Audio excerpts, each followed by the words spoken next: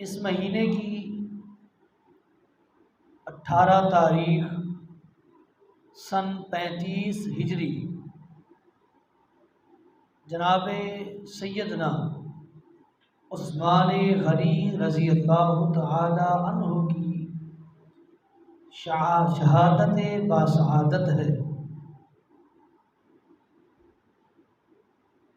کون سیدنا عثمان غنی رضی اللہ تعالی عنہ؟ ازالۃ الخفا میں شاہ ولی اللہ محدث دہلوی رحمۃ اللہ علیہ نے نقل فرمایا ہے کہ سیدنا عثمان غنی رضی اللہ تعالیٰ عنہ وہ عظیم شخصیت تھی، ایسی عظیم المرتبت شخصیت تھی، ان کا مقام اتنا بلند تھا۔ فرماتے ہیں کہ زمانہ جاہلیت میں جہاں ہر طرف بت پرستی عام تھی، زنا کاری عام تھی، بدکاری، بے حیائی، لب و لہجے میں ترخی، ہر کسی کو اپنے سے حقیر اور کم تر سمجھنا، یہ روایات بڑی عام ملتی تھی، لیکن باوجود اس کے جناب سیدنا عثمان غنی رضی اللہ تعالی عنہ زمانہ جاہلیت کے اندر اسلام جب قبول نہیں فرمایا تھا، اس سے پہلے زمانہ جاہلیت کے اندر جناب سیدنا عثمان غنی رضی اللہ تعالی عنہ نے نہ کبھی بت پرستی کی، نہ کبھی زنا کیا۔ ان جیسی موذی اور کبھی جرائم سے اجتناب کیا ہے، ان سے بچے ہیں، ان کا ارتکاب نہیں کیا، نہ کبھی غیر اللہ کے نام پر کوئی چیز قربان کی، بتوں کی پوجا کبھی نہیں کی، اور اسی طرح کبھی ترین جرم زنا جیسی لعنت کے قریب بھی کبھی نہیں گئے۔ اللہ نے جناب سیدنا عثمان غنی رضی اللہ تعالی عنہ کو ان دو جرائم سے محفوظ اور مامون رکھا ہے۔ اسلام قبول کرنے کے بعد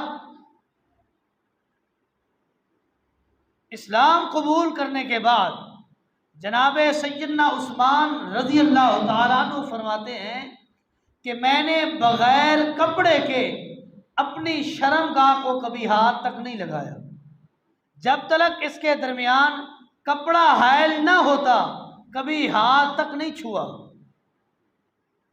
شرم و حیا کے پیکر، بے حیائی بے شرمی سے کوسوں دور، شیریں زبان، لب و لہجے میں مٹھاس، اپنائیت، محبت، پیار والا لہجہ اور پیار والا ماحول پیدا کرنے کی ہر وقت انہوں نے کوشش کی ہے۔ زندگی کے آخری ایام میں شہادت کے بالکل قریب جب فتنہ برپا تھا، ہر طرف فساد ہی فساد تھا، فتنہ ہی فتنہ تھا، صحابہ کرام رضوان اللہ علیہم اجمعین نے بارہا مشورہ دیا کہ فتنے کی سرکوبی کے لیے، فتنے کے قلع کما کے لیے، فتنے کے خلاف بچاؤ کے لیے تلوار اٹھائی جائے، خون ریزی کی جائے، ان فتنہ پرور لوگوں کو جو مٹھی برابر ہیں ان کو نیست و نابود کر دیا جائے تاکہ فتنہ ختم ہو جائے، لیکن جناب سیدنا عثمان رضی اللہ تعالیٰ عنہ نے یہی فرمایا کہ میں مدینہ میں خون ریزی پسند نہیں فرماتا۔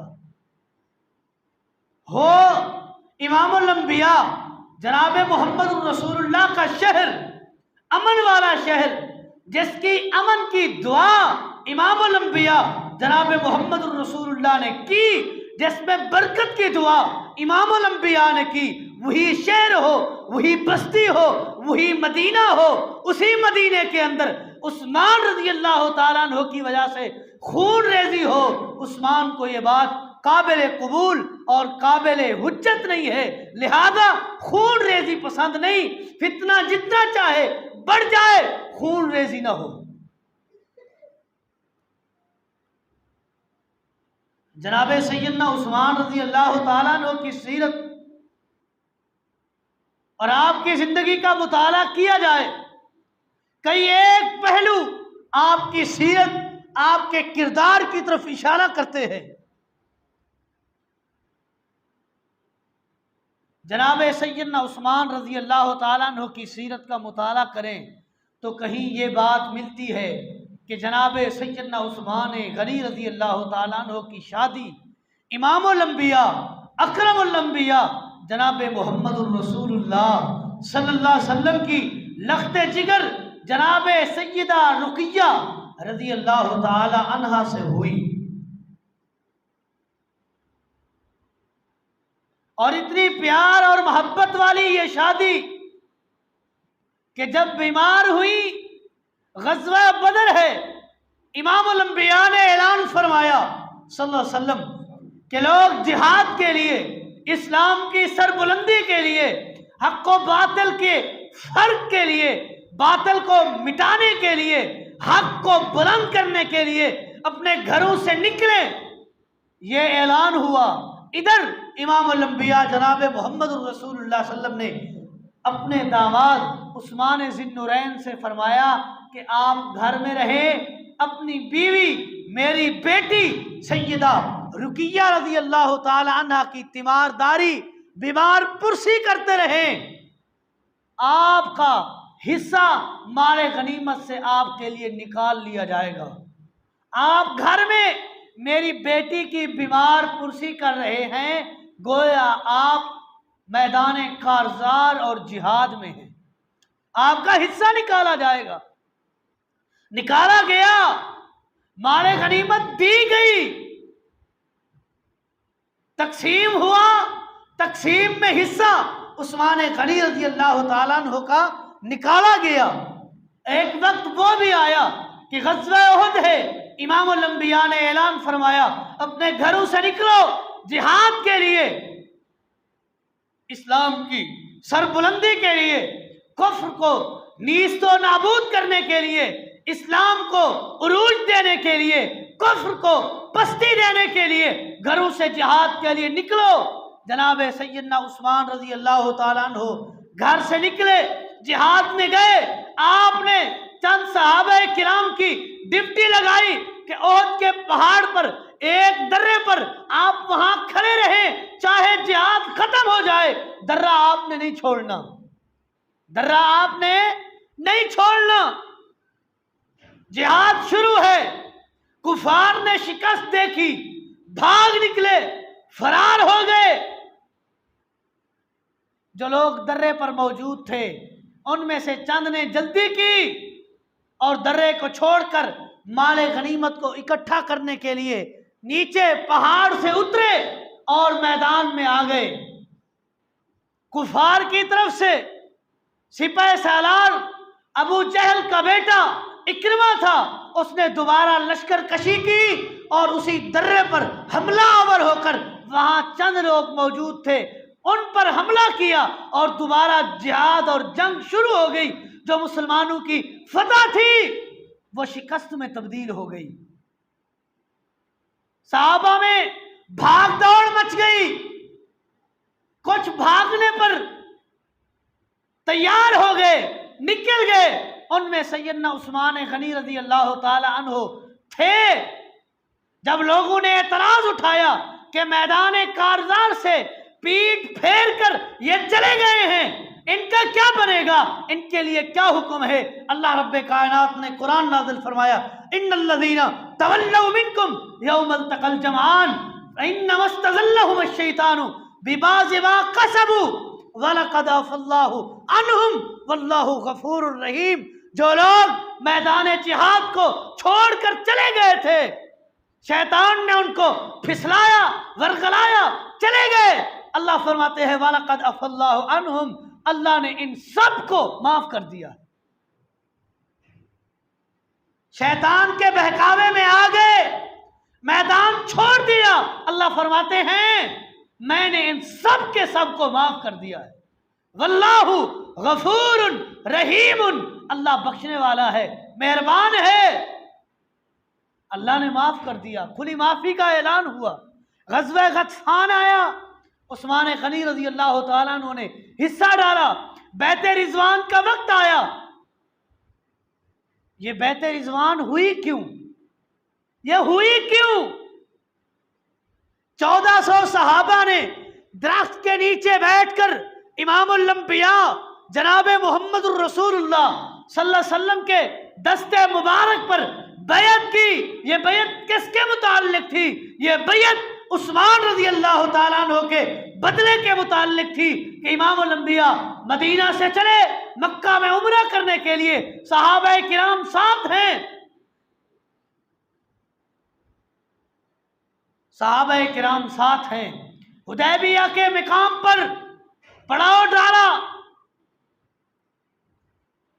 نبی علیہ السلام نے مشورہ کیا کہ مکہ والوں کی طرف ایک قاصد، ایک ایلچی، ایک پیغام رساں، ایک میسنجر، ایک پیغام دینے والا بھیجا جائے کہ ان کو جا کر پیغام دے کہ ہم لڑائی کرنے کی غرض سے مکہ نہیں آ رہے بلکہ عمرے کی ادائیگی کے لیے مکہ آ رہے ہیں اور پرامن عمرہ کر کے واپس چلے جائیں گے۔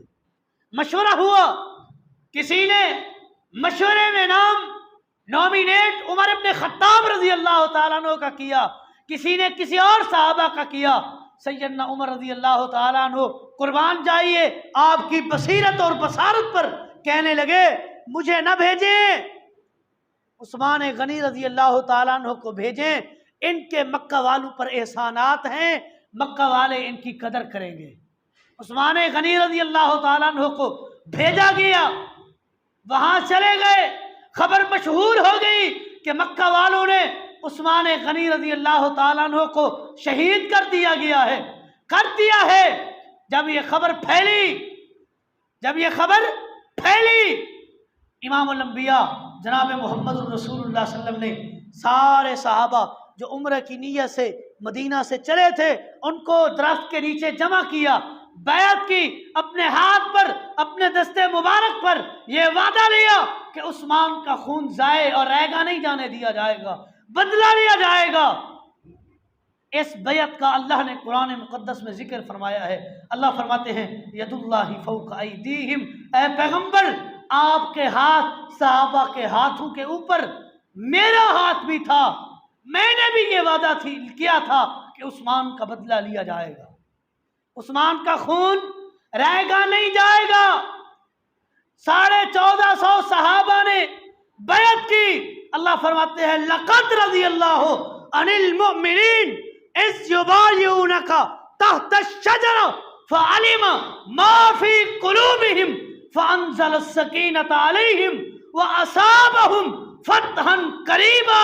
اے پیغمبر آپ اعلان کر دیجئے لقد رضی اللہ عن المؤمنین، لام بھی تاکید کا ہے، قد بھی تاکید کا ہے، اور گرامر کا اصول ہے جب تاکید در تاکید جملہ آئے معنی قسمیہ بنتا ہے۔ اللہ فرماتے ہیں قسم ہے مجھے، میں نے جن صحابہ نے درخت کے نیچے بیٹھ کر اے پیغمبر آپ کے ساتھ بیعت کی ہے، میں سب کے ساتھ راضی ہوں، ساروں کے ساتھ راضی ہوں۔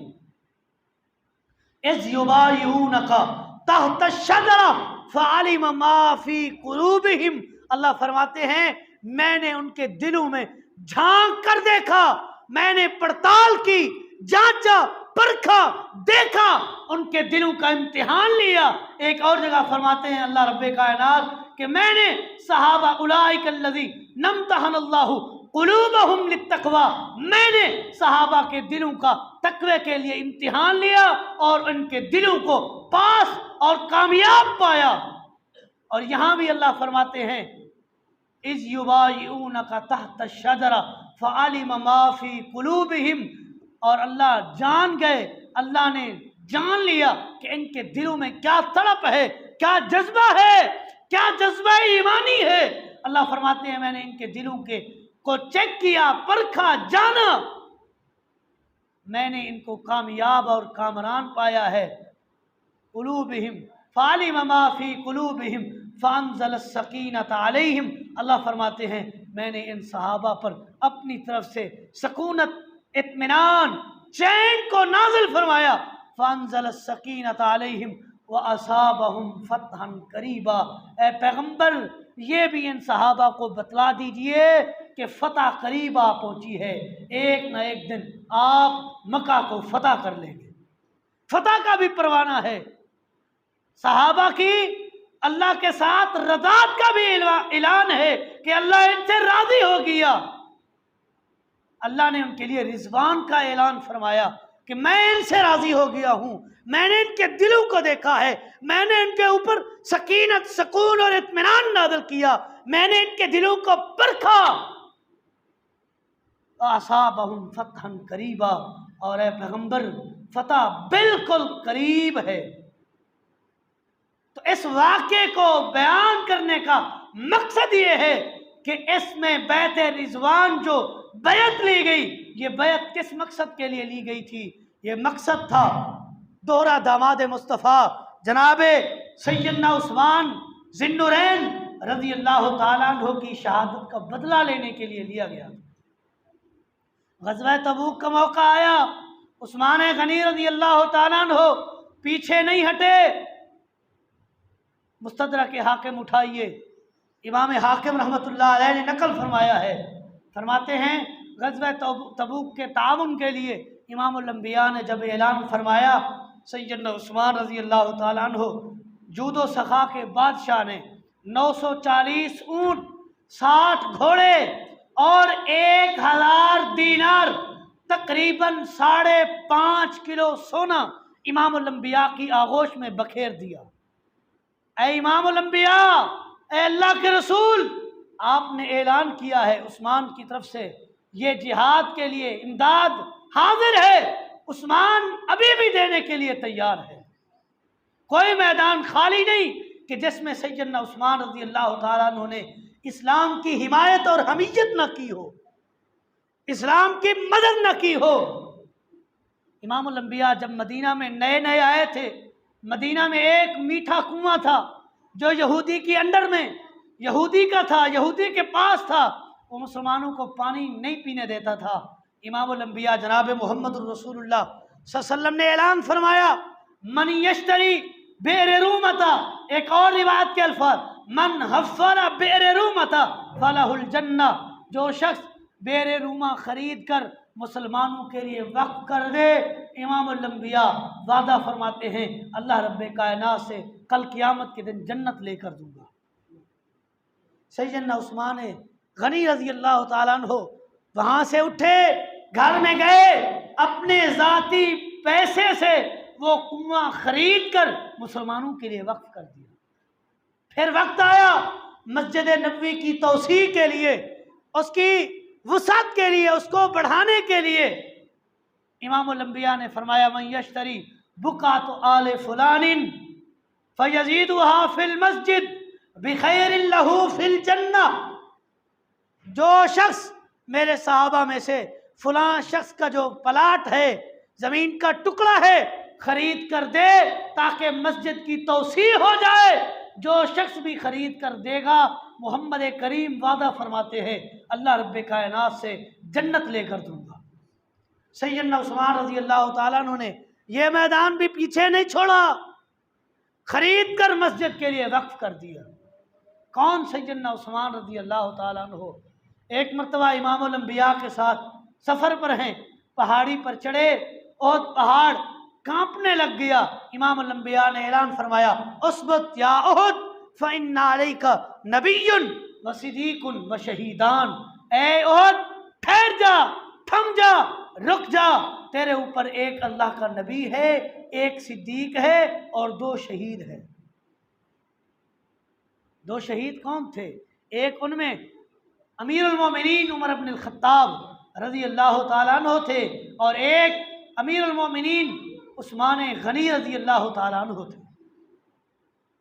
آپ ہی تھے کہ جن کے متعلق اللہ نے شہادت کی گواہی دی، امام الانبیاء کی زبانی اعلان فرمایا کہ یہ شہید ہوں گے، ان کی شہادت ہوگی۔ ایک موقع وہ بھی آیا کہ امام الانبیاء جناب محمد رسول اللہ صلی اللہ علیہ وسلم کے گھر 4 دن سے کھانا میسر نہیں تھا، کھانے کے لیے کھانا نہیں تھا۔ عثمان غنی رضی اللہ تعالیٰ عنہ کو پتہ چلا، فوراً وہاں سے نکلے، آٹا منگوایا، گندم منگوائی، گوشت منگوا کر اس کو بھونا، روٹیاں تیار کی اور 100 دینار کی اور ایک روایت میں 300 دینار کی تھیلی امام الانبیاء کے گھر بھیج دی تاکہ آپ کھانا تناول فرمائیں۔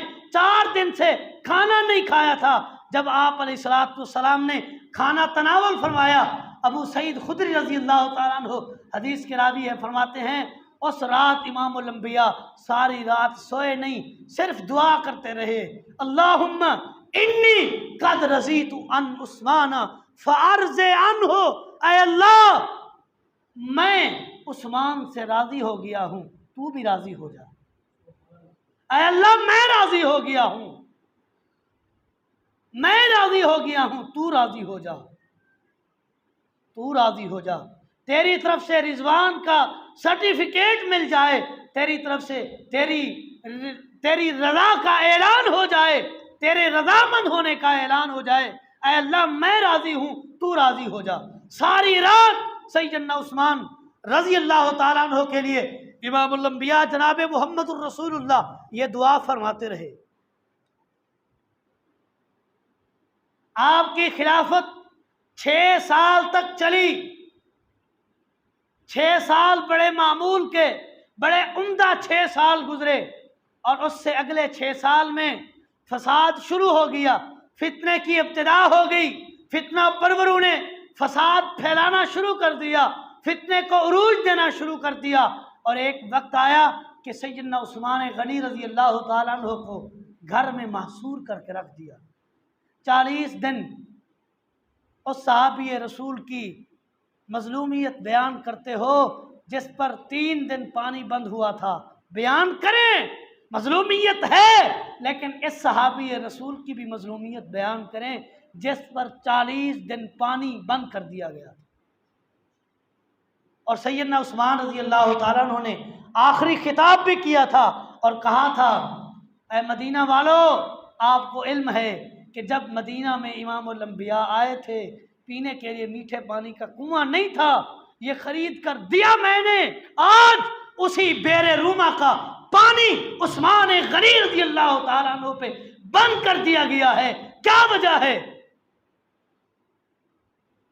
جب مسجد کی توسیع کے لیے زمین کی ضرورت تھی، کس نے خرید کر دی؟ عثمان تھا جس نے ذاتی مال سے مسجد کی توسیع کے لیے زمین خرید کر وقف کی تھی۔ آج اسی مسجد میں عثمان غنی کو نماز پڑھنے نہیں دیا جاتا۔ اتنی مظلومیت، اتنی ظلم کی انتہا کہ گھر میں محصور کر کے رکھ دیا گیا۔ علی المرتضیٰ رضی اللہ تعالیٰ عنہ نے حسن ابن علی رضی اللہ تعالیٰ عنہ کو پانی کا مشکیزہ لے کر دیا کہ عثمان غنی کے گھر پہنچا دیجئے۔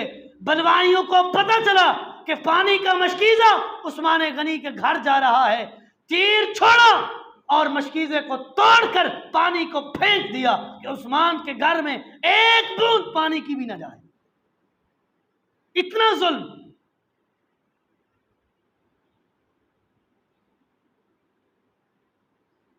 40 دن تک پانی بند رہا۔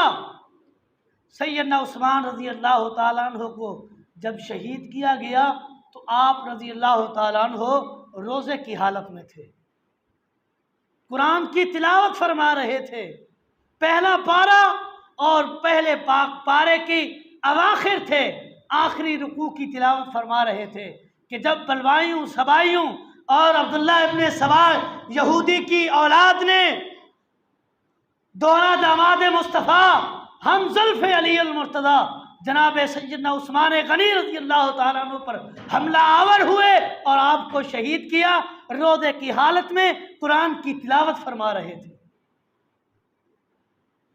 ظلم کی انتہا نہیں، شہید کر دیا گیا، پھر بھی ان کا خون اور ان کا جوش ٹھنڈا نہ ہوا، نعش کو اٹھانے کی اجازت نہیں دی۔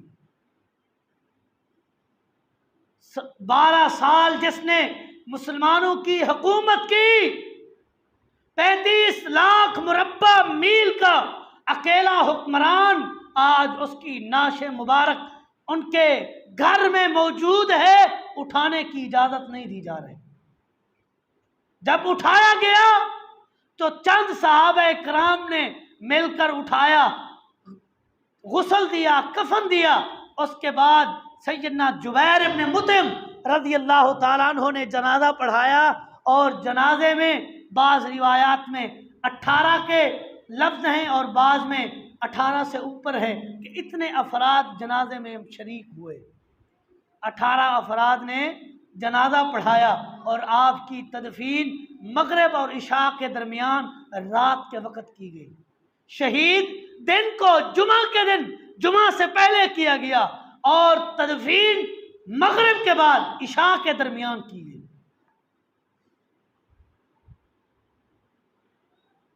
اور میں کہا کرتا ہوں کہ کسی کی شہادت کی گواہی میدان بدر، کسی کی شہادت کی گواہی احد کا میدان، کسی کی شہادت کی گواہی تبوک کا میدان، کسی کی شہادت کی گواہی غطفان کا میدان دے گا۔